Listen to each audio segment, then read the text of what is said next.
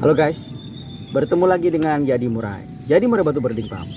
Oke guys, hari ini kita ingin berbagi wawasan kembali guys, tentang strategi gantang agar murai kita gacor di gantangan atau di lapangan.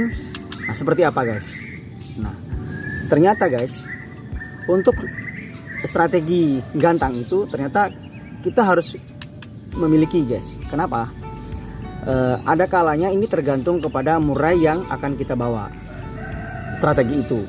Karena pertama, jika memang murainya sudah sangat fighter, itu untuk strategi gantang ini tidak terlalu penting gitu guys. Maksudnya artinya begini.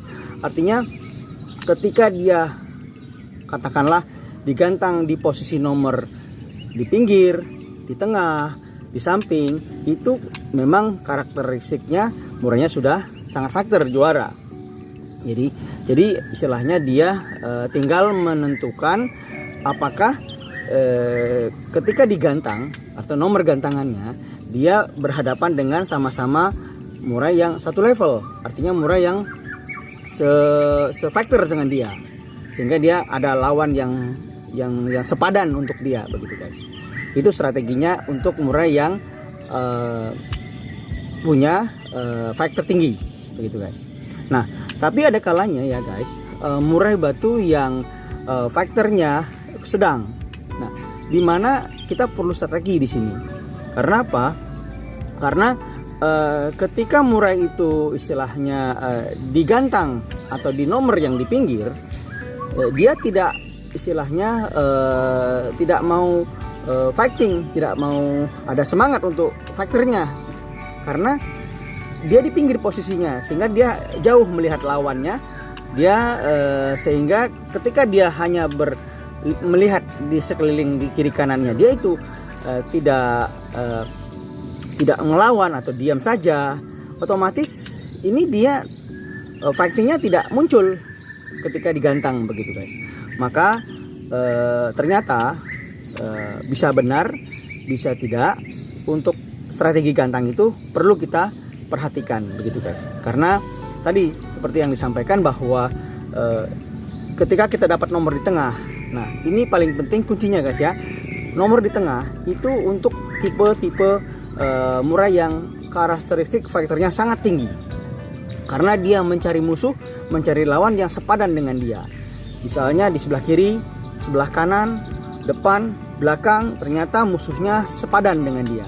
Artinya dia tidak akan kehabisan untuk menghajar, ya, mengeluarkan isian-isian yang dia punya untuk melawan, ya, musuhnya atau melawan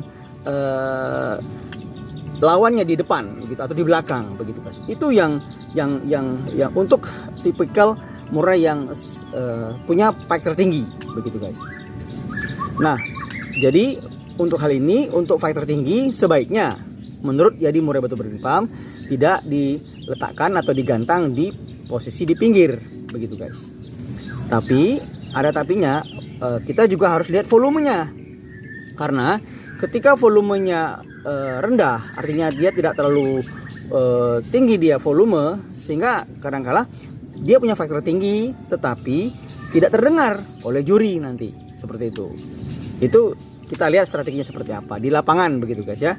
Lalu kemudian untuk yang faktornya sedang, gitu ya. Faktor yang sedang itu kita lihat di posisi gantangannya, seperti itu guys. Kalau misalnya ditaruh di tengah, kita khawatir guys, karena dia faktornya masih rendah, masih sedang, artinya itu yang kita khawatirkan adalah nanti dia ketemu musuh, ya, ketemu lawan yang lebih jago dari dia akan jatuh mental.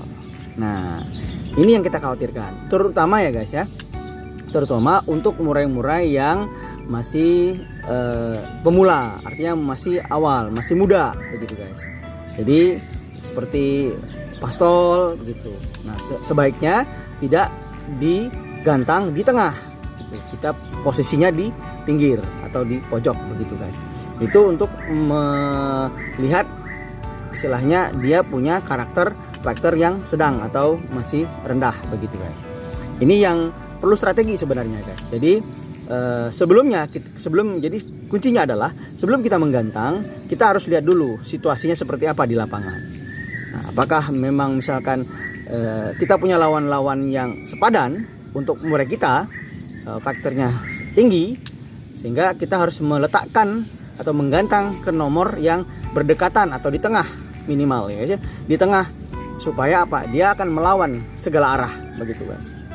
Nah, sementara untuk strategi yang murainya masih istilahnya faktornya masih sedang atau masih rendah, itu jangan ditaruh atau digantang di tengah-tengah begitu guys. Itu khawatir kita guys. Itu guys ya.